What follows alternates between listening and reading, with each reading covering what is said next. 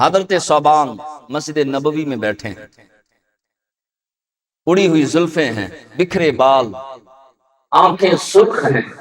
حضور علیہ السلام خطاب فرما رہے ہیں، تقریر فرما رہے ہیں، خطبہ ارشاد فرما رہے ہیں۔ حضرت ثوبان پریشانی کے عالم میں بیٹھے ہیں اور ایسے محسوس ہوتا ہے کہ کئی دن سے نہیں سوئے۔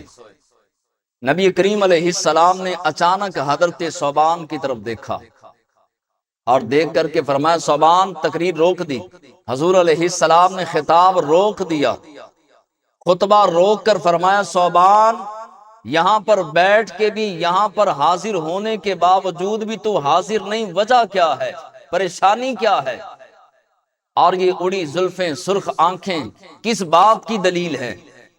ہر سوال، بعض لوگ کہتے ہیں کہ جی یہ حضور نے پوچھا، اس کا معنی یہ ہے کہ حضور علم غیب نہیں جانتے۔ میں نے کہا بے وقوفا، ہر مرتبہ سوال استاد کے سامنے کتاب ہوتی ہے، استاد پھر بھی شاگرد سے سوال کرتا ہے تو کیا استاد کو پتہ نہیں ہوتا جواب کیا ہے؟ کئی مرتبہ ہوتا ہے کہ میں کتاب پڑھ رہا ہوں، شاگرد آتے ہیں، حضور کیا کر رہے ہیں؟ بھائی تمہیں نظر نہیں آ رہا کتاب پڑھ رہا ہوں۔ ہر سوال کرنے والا لا علمی کی وجہ سے سوال نہیں کرتا، بعض مرتبہ پیار سے سوال کرتا ہے اور بعض مرتبہ حکمت سے سوال کرتا ہے۔ آپ قرآن پڑھیں تو اللہ تعالیٰ قرآن مجید میں فرماتا ہے موسیٰ تیرے سجے ہاتھ میں کیا ہے؟ اب بندہ سوال کرے مولا تو نے سجا دیکھ لیا، یہ سجا ہاتھ ہے، تو نے یہ نہیں دیکھا سجے ہاتھ میں ہے کیا؟ پوچھا کہ موسیٰ یہ بتا تیرے دائیں ہاتھ میں، سیدھے ہاتھ میں کیا ہے؟ عرض کیا مالک و مولا میرے سیدھے ہاتھ میں عصا ہے، ڈنڈا ہے۔ اب جو ہے وہ موسیٰ علیہ السلام نے اللہ سے یہ نہیں سوال کیا مولا تو موسیٰ کو پیدا کرنے والا، عصا کو پیدا کرنے والا، زمینوں کو پیدا کرنے والا، آسمانوں کو پیدا کرنے والا، نبیوں رسولوں کو پیدا کرنے والا، کل کائنات کا مالک بھی ہے، خالق بھی ہے، رازق بھی ہے، اور تو رب ہو کر تو مجھ سے سوال کر رہا ہے کہ موسیٰ تیرے ہاتھ میں کیا ہے؟ موسیٰ نے سوال نہیں کیا، پتا تھا میرا رب پیار سے پوچھ رہا ہے، اور موسیٰ علیہ السلام نے بات بڑھا دی، کہا مالک مولا میرے ہاتھ میں عصا ہے، میں اس سے پتے بھی جھاڑتا ہوں، اس سے بکریوں کو بھی ہانکتا ہوں، اور اسے ٹیک لگا کے سو بھی جاتا ہوں۔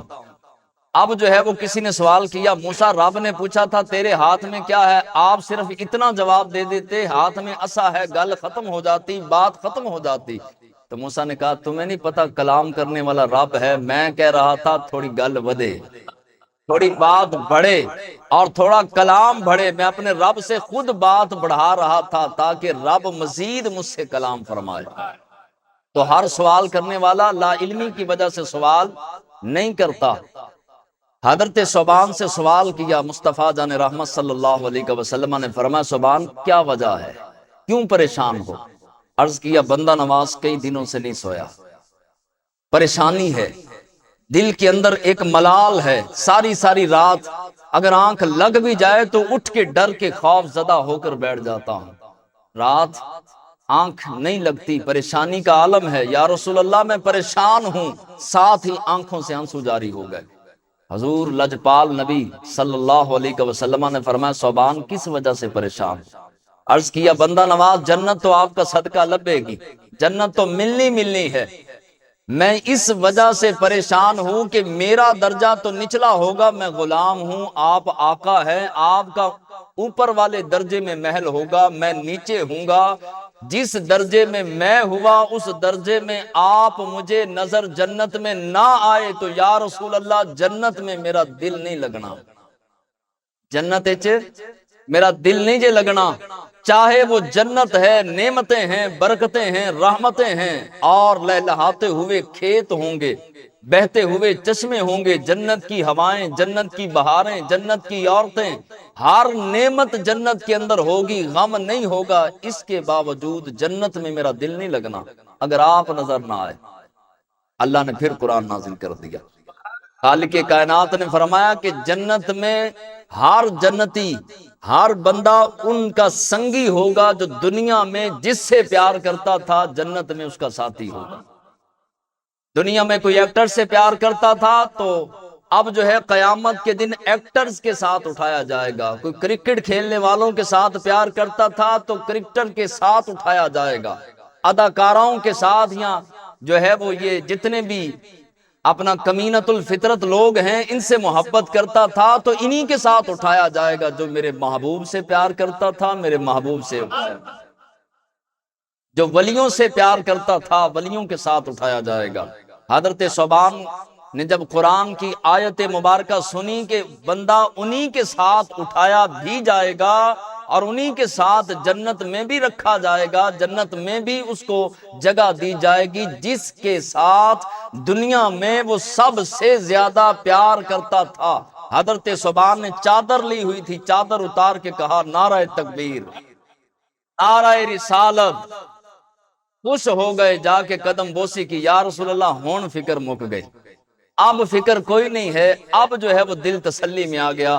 کائنات میں سب سے زیادہ سونیا تے منمونیا میں آپ ہی سے محبت کرتا ہوں۔ کل کائنات میں نہ بیوی سے آپ جتنی محبت، نہ بچوں سے، نہ گھر سے، نہ مال سے، نہ متاع سے، نہ دولت سے، نہ منصب سے، کسی چیز سے اتنا پیار نہیں جتنا یا رسول اللہ آپ سے۔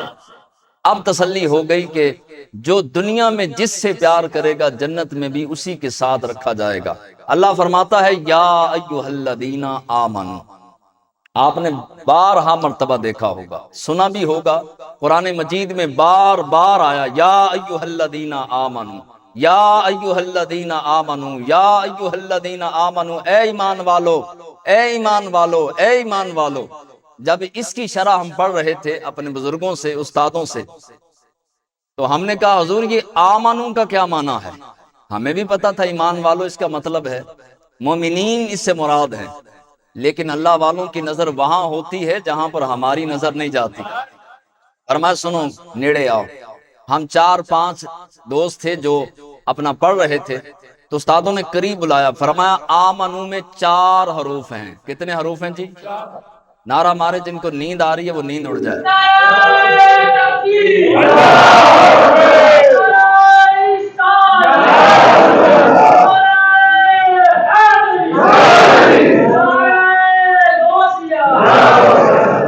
آمنو میں 4 حروف ہیں۔ اب اللہ والوں کا انداز تکلم جو ہے وہ عجب ہوا کرتا ہے۔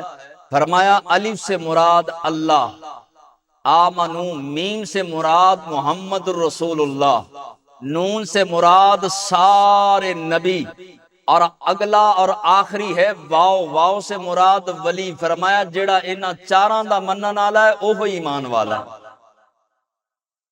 وہی ایمان والا ہے جو اللہ کا ماننے والا، نبیوں کا ماننے والا، ولیوں کا ماننے والا، اور اللہ اور اس کے رسول کا، نبیوں کے سردار کا ماننے والا ہے، وہی ایمان والا ہے۔ جو ان 4 میں سے ایک کو کنڈ کر جائے سمجھ لینا ایمان والا نہیں۔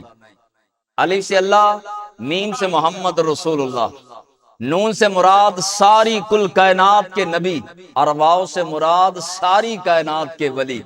بس ان 4 کی بارگاہ میں اور ان 4 کی محبت اپنے سینے میں ڈال لو، خالق کائنات یا ایھا الذین آمنو کی لائن کے اندر آپ کو اور مجھے کھڑا کر دے گا۔